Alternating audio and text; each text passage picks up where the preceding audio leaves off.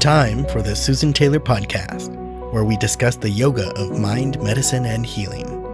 Author of Feeling Good Matters, Sexual Radiance, and the Vital Energy Program, Dr. Taylor imparts authentic knowledge and practical tools that inspire, educate, and empower us to be a healing force for positive change. So join us and take your life and our planet to the next level.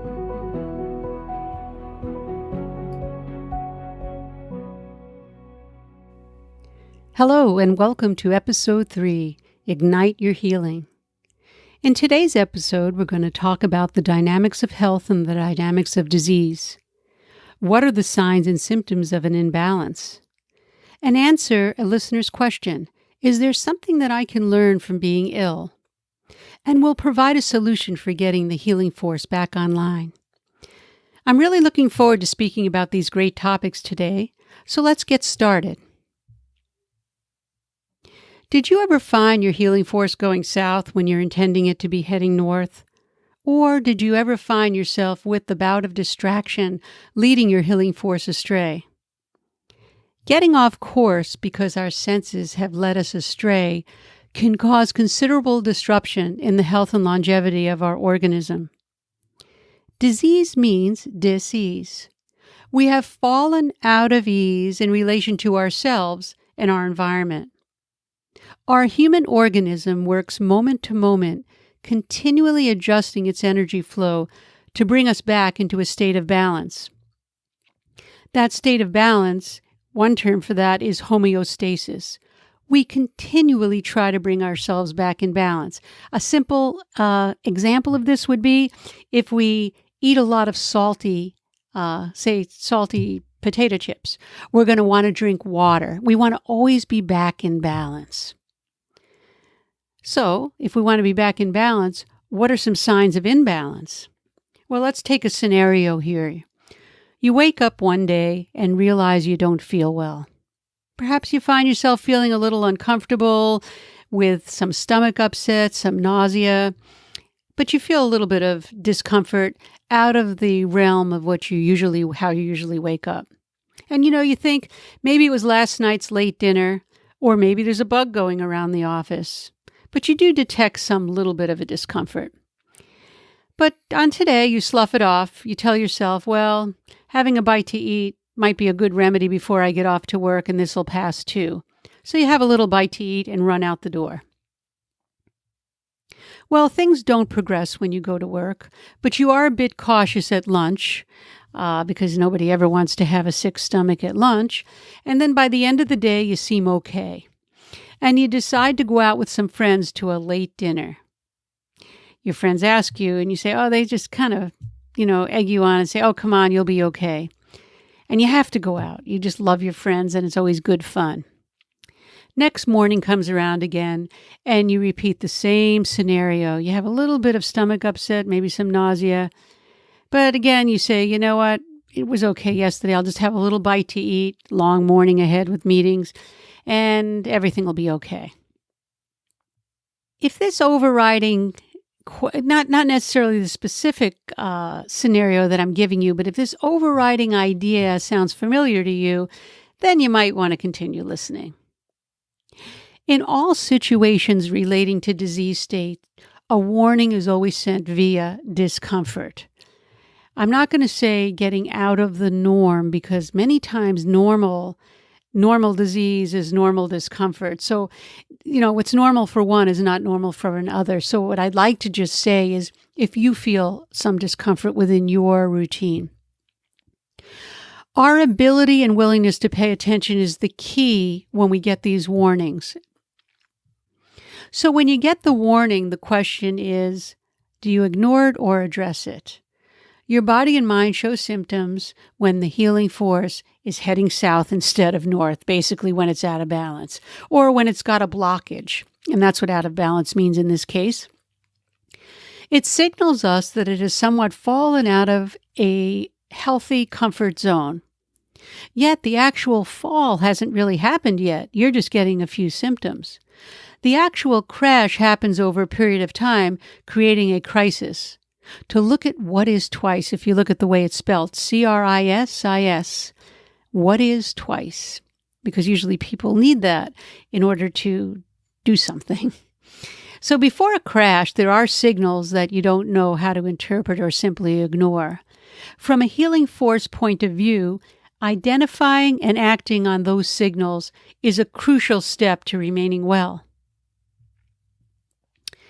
I have to say, most people don't realize that many health issues do indeed begin at the level of the energy level of chi, ki, or prana, as we heard in the first podcast. Whatever term you'd like to use, it's the level of energy, subtle energy. And what does this mean? Well, before an issue reaches the physical body with visible symptoms like indigestion or low back pain, there has to be a disturbance or an imbalance somewhere in that person's energy body. Western medicine now states that breast cancer, for example, can be present in the body for up to 8 years before it physically is detectable, or maybe longer, who knows, but 8 years is a ballpark figure. Breast cancer cells, they suggest, may start spreading to other parts of the body long before a tumor even shows itself to be detected in many cases. The groundbreaking new research suggests that, a different view on cancer, that the cells can actually spread before you actually see late stages of cancer where it metastasizes. So it's just interesting to just consider that for a moment. The ultimate part of all of this is research has found that even before cancer is diagnosed, that breakaway cells head off to infiltrate other parts of the body, other organs, leading one to inquire, well, now everybody's starting to say, why can't this be detected?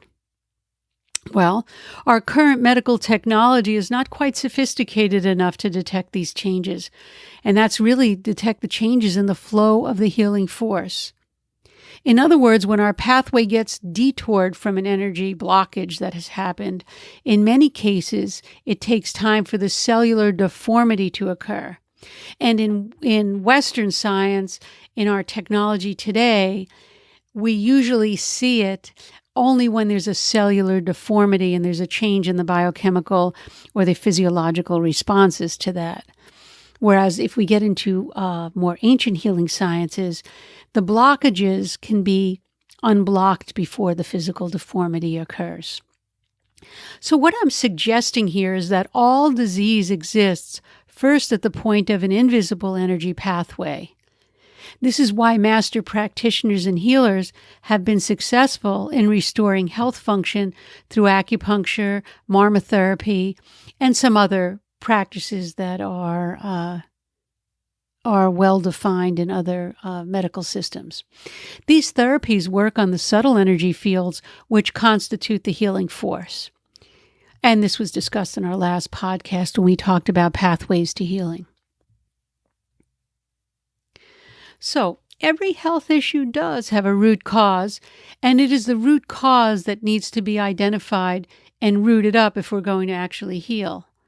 I always use the metaphor of a garden. If you're going to get rid of a weed in the garden, we all know what it's like to root out crabgrass and it comes right back. Even if you sometimes take the entire root, you have to get to where the deepest part of those roots are. So you have to take an entire root of a weed and replenish the soil if you really want to clean up the weeds that are coming. Because otherwise you'll see that same weed. It is a weird experience, but the same weed will appear within days and even weeks after it's removed. So I'd like to say that the same holds true when we're treating disease. So what is the pathway or the energy timeline when we have an issue before we see it become visible and impossible to ignore? Well, it could look something like this. You have stage 1. Your healing force is in balance and harmony. You feel well, which is to say you're not aware of any discomfort. So stage 1, you're in balance and harmony. Stage 2, if you move in that direction towards getting out of line, your healing force gets disrupted due to a habit that doesn't support your health. You might start to feel vague discomfort and intermittent symptoms.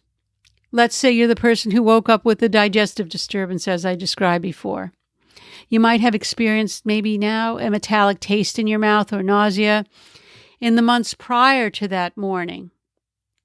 Perhaps you tried to deal with the problem by self-medicating. You might want to pop, a peppermint tablet or something else, hoping you would go away or simply ignore it. Stage 3. Your internal organs start to show some signs of energetic dysfunction and problems communicating with other organs. Your symptoms become a little more prominent and uncomfortable. At this point on the timeline, nothing's going to show in a Western test because these tests are not designed to detect anything present on the level of energy, or what is known as a functional disorder. A functional disorder is one on an energetic level. Stage 4. The issue now becomes a physical problem. If you're the person with the digestive issue, you finally call the physician, and he or she sends for tests. He or she then determines maybe you have an issue with your colon, your small intestine, your stomach, but you now have a physical issue. So the issue is now manifested in the cellular level, changing deformity of the cells, and now it's present, and tests will show that you do have something. So one of our listeners had asked me, is there a purpose for health issues? People always say you get what you need or you learn, etc. Well, think about this statement. Everything happens for a reason, and the reason always has a purpose. Now, you notice I didn't say everything always happens for a good reason, and the reason is always for a good purpose. I don't like to use good and bad and make a statement like that, but everything does happen for a reason.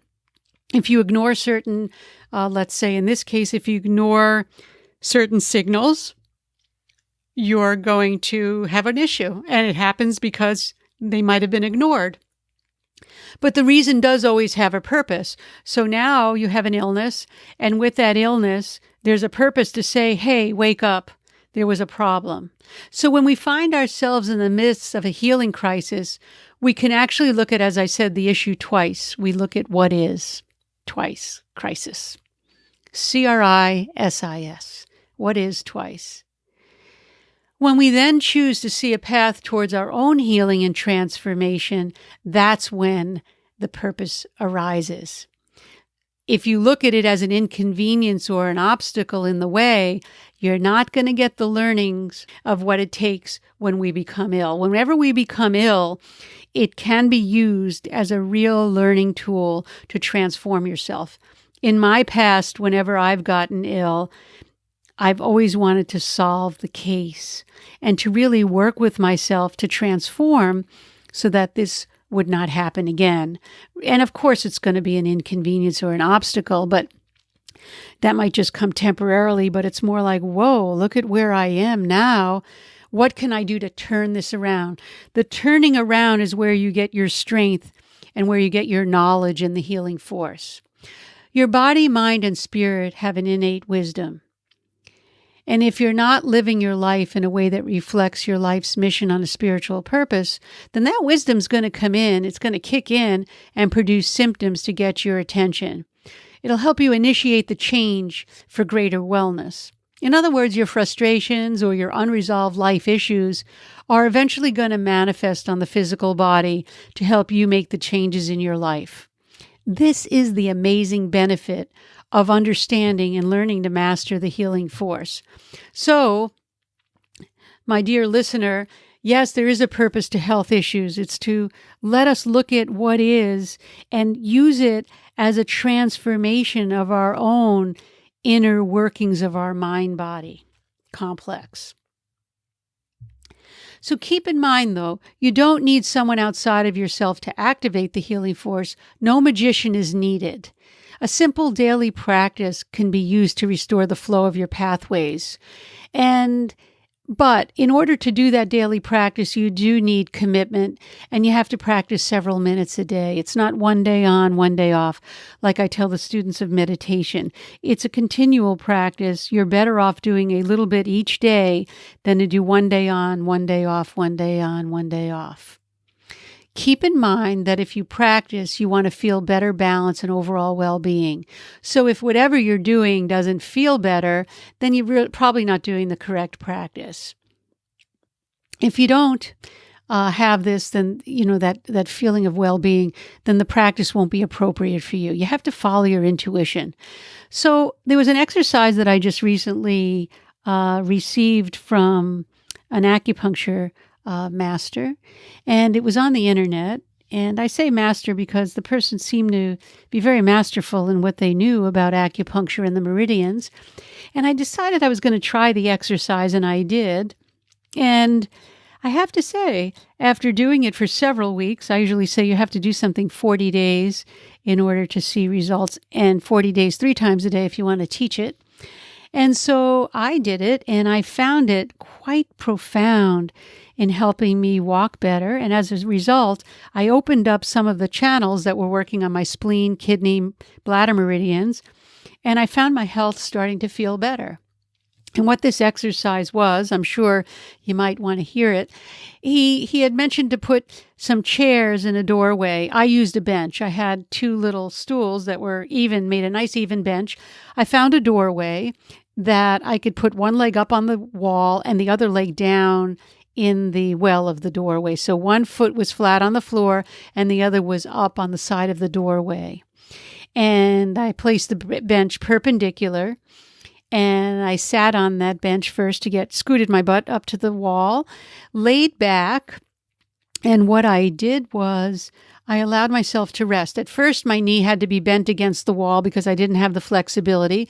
And later, I was able to straighten it out it took about 4 or 5 days.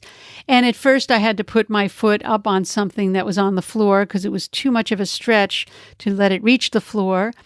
So I put a couple of books, and now it's fine. And then I placed my arms overhead, and I held for 2 to 3 minutes, and now I'm up to 10 to 15. And what it did is it opens up all the meridians along the inside of the arm, large intestine, heart, all of those, and I believe liver. And then in the bottom was the spleen, the kidney meridian, the bladder meridian for the back.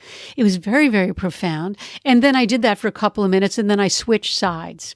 So I had to get up, move the bench over to the other side of the door, put my right leg up then, and let my left leg come down flat on the floor.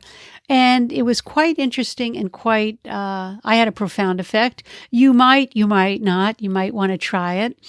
You can get that link on my blog on susantaylor.org if you'd like that. Just keep in mind the position is challenging for people who are not flexible, so modifications are needed. He suggested that you could stand between a doorway, putting your hands up against the door and just coming into a slight lunge position. But take a look at the video, you'll get more out of that. And when done skillfully, you will open up the meridians on the inside of legs, back of your legs, and the arms and hands. So again, you can check out that from the blog on the susantaylor.org and write in. Let me know how you feel about that. If it worked, I'd be really thrilled to hear if you had any benefit. Well, that brings us to the end of this episode. Contact us at susantaylor.org if you have any questions, comments, or feedback. And thank you for listening. Susan Taylor Podcast comes out every week. And again, questions, comments, something you might want to hear, contact us at susantaylor.org. Until next time, remain calm. And if you have a comment on this, let me know. Email feedback at susantaylor.org or comment on our Facebook page.